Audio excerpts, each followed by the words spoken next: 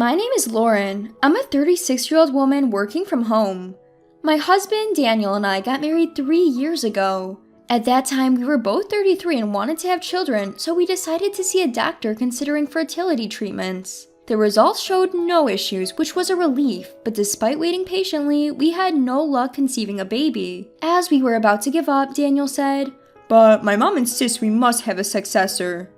I sighed at his confused words. Daniel is generally a good husband, but he has a tendency to be a bit of a mama's boy and always agrees with whatever his mother says. I don't particularly like my mother-in-law. Daniel is the eldest son and has a younger sister, but my mother-in-law adores Daniel, practicing favoritism to an extreme. His sister didn't like this, so she left home early.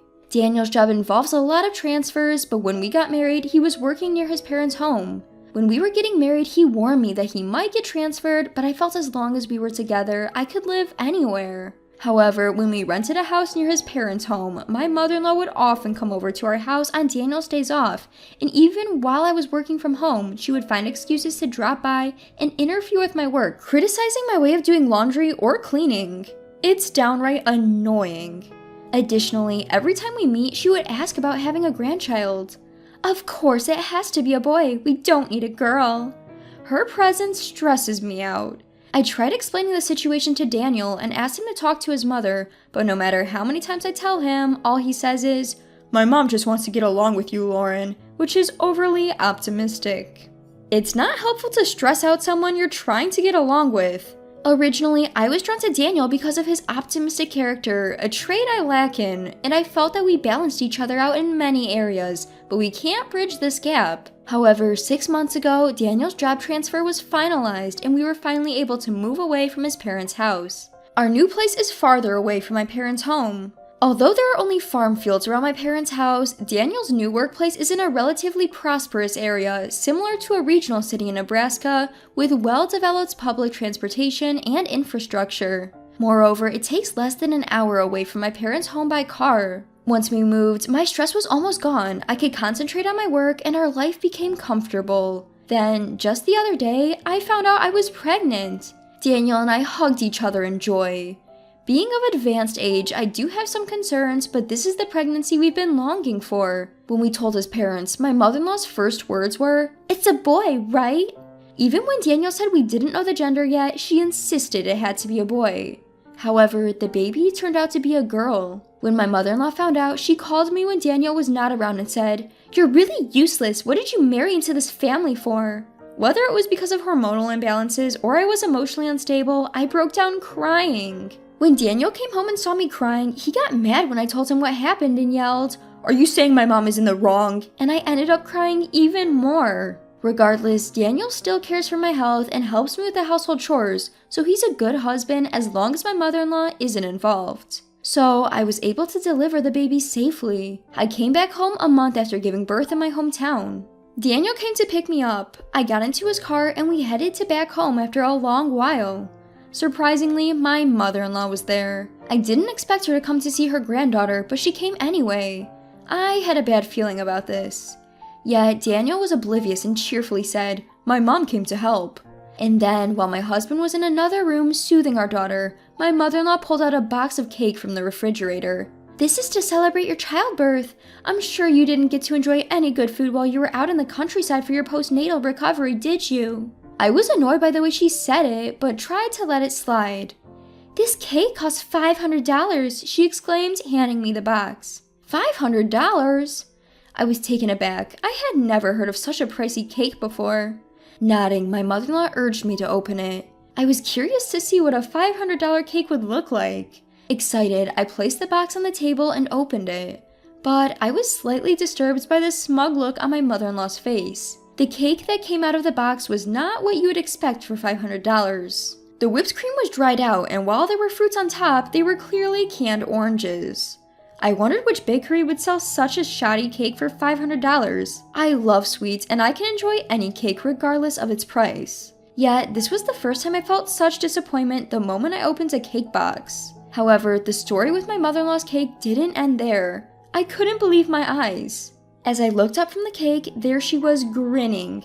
"So, how's the $500 cake?" she asked. At that point, I lost my temper and threw the cake, box and all, into the trash.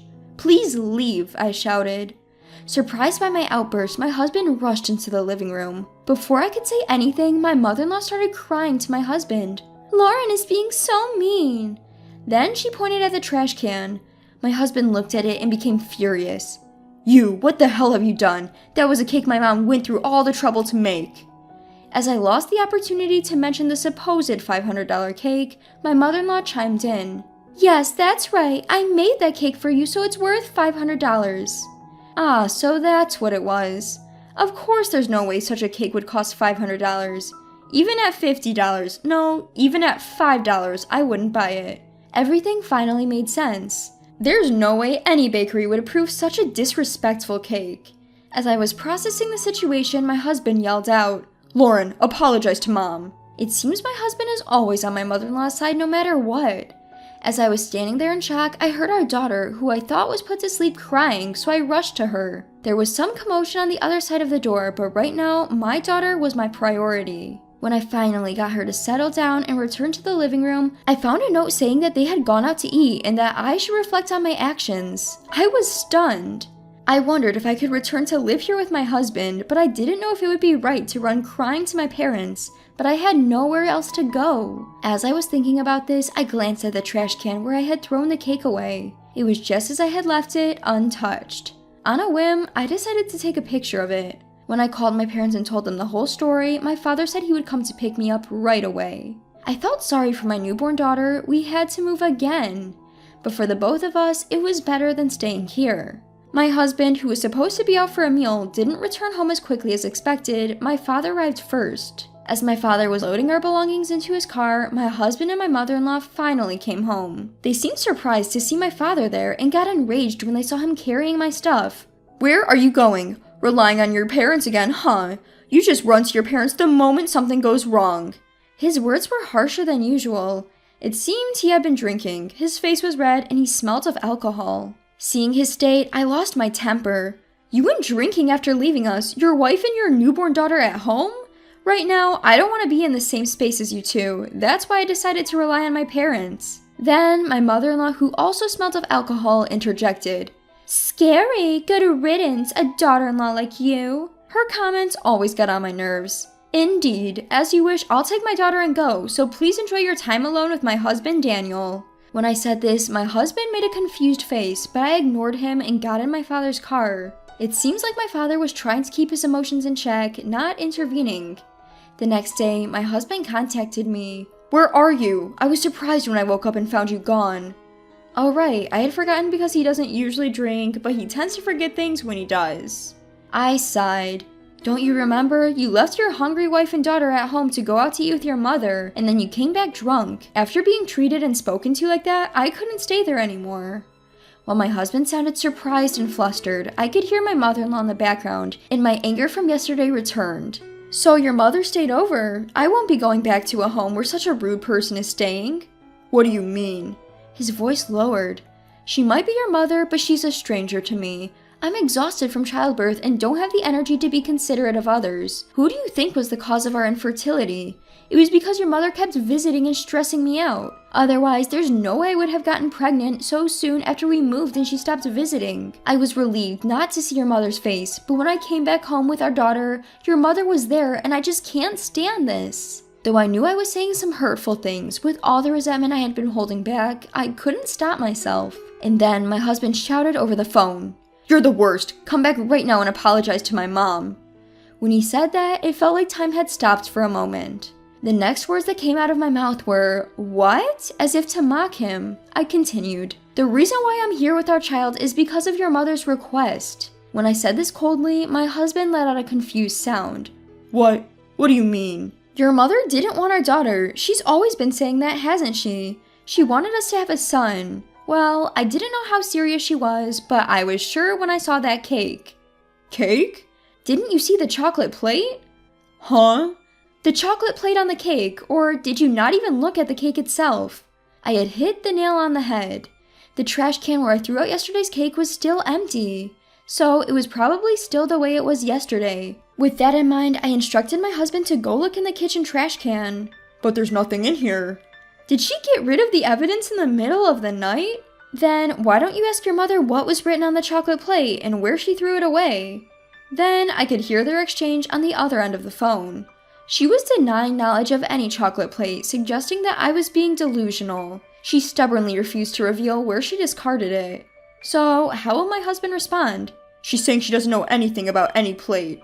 Even my husband sounded a bit hesitant, a bit weak. Right, wouldn't it be awful if Daniel saw that plate? Even if it's a lot of trouble, you got rid of it before he saw it, right? To get rid of the evidence. I could hear my husband's voice darken. In the background, behind my confused husband, I heard my mother-in-law's voice. Why don't you hurry up and come home? Tell her to entertain me. She's a really useless daughter-in-law. At her words, my husband finally seemed to be attempting to rein in his mother. I'm going to hang up and send a text. Maybe you and your mother should read it together. Contact me again when you are ready to talk. After saying that and ending the call, I sent all the photos of the cake and plate to my husband. Within 30 minutes, my husband called back and said he would be heading over here right away. I stopped him. My father-in-law should be getting there soon. Stay there. With that, I hung up. In reality, my own father had been so enraged by my husband's behavior yesterday that he had contacted my in-laws. He had reported everything to my father-in-law. Unaware of this, my father-in-law had apologized profusely and said that he would go to my husband and have a talk. By evening, my husband and in-laws arrived at my parents' house. As soon as he arrived, my husband bowed deeply to me in apology. I don't know anything about what's been happening or what happened this time. I didn't know my mother said such things to Lauren. Looking at my seemingly repentant husband, I felt myself growing cold. Don't you think it's too late to say you didn't know? Didn't we have this conversation when we were living in our previous home? Despite that, you sided with your mother saying she just wanted to get close with me and did nothing to change her attitude towards me. At my words, my husband started to turn pale. Plus, you always said that your mom absolutely wanted us to have a son. What's that about? Are you always going to do whatever your mother says? Since you chose your mom over your wife, I guess you don't need me, do you? My husband turned pale and clung to me. That's not it. I'm really sorry. I didn't mean to. Then, what did you mean? At my retort, my husband was at a loss for words and fell silent, looking down. Just as I thought, Daniel, you chose your mom over your own wife and daughter. A mother obsessed with her eldest son and a mama's boy. I should have realized sooner. It's no wonder your sister left home early. With a sigh, my husband retorted, I'm not some mama's boy. I care about you too. Then, could you really sever all ties with your mother? I fired back. At that, he fell silent. When I sighed, my mother-in-law, who was brought here by my father-in-law, yelled out, How can you say such a thing? Daniel and I are mother and son. We can never sever our ties. His father tried to calm her down, but she just wouldn't stop. To be frank, I never really liked you. I wanted a younger wife for Daniel. Really? In that case, I'll sever ties with you right now. I have divorce papers ready. If we divorce, then you and I can be strangers. Hearing this, my husband's face turned pale as he looked at me. I don't want to maintain a relationship with someone who would write these nasty things on my cake plate. Saying this, I pulled out my phone and showed everyone the picture of the plate that read, Take your daughter and leave. Upon seeing this, his father, perhaps not having been fully informed, angrily shouted at his wife, turning blue in the face. What you did to your own daughter, you did it again to our daughter-in-law? I was shocked to hear this. Apparently, his mother had once served a birthday cake to her daughter with the words, I don't need a daughter written on it, leading to their estrangement. Just how much she must hate women. Perhaps she thought she could get more attention by excluding the women close to her. Indeed, her son Daniel was acting just as she expected. When I handed my husband the divorce papers, he started making excuses. We just had a child. We shouldn't be getting a divorce. My mom just went a little too far this time. She was just jealous of you. Try to understand. Is that what you came here to say? I thought for sure you were going to tell me you were severing ties with your mother and coming back home. I'm never returning to that house. Then my father-in-law, who had been silent and pale-faced, spoke up. Daniel, sign the divorce papers. I'm done with this family. When I get home, I'm divorcing your mother too. What? His mother spun around at these unexpected words. I've thought about it a few times before, but I thought it was too late for a divorce and that I just needed to be patient. But now that I see you doing the same thing to another woman, I've reached my limit. Sign our divorce paper and leave our house. Begrudgingly, my husband signed the divorce papers under his father's direction. As a consolation, I received around $10,000 from his father. At first, I declined, but I accepted gratefully when he assured me it would be deducted from his wife's assets. My ex-in-laws really did get divorced, and his mother seemed to rely on Daniel, but he refused to take her in, blaming her for his circumstance. Indeed, the family fell out. His mother, who hadn't worked since they got married, lost all the money she received as property division after investing it all in cryptocurrency, which someone had recommended to her as an easy way to make money. I received child support from Daniel every month, and now I'm raising our daughter with the help of my parents. I'm so happy to see our daughter growing up and doing great.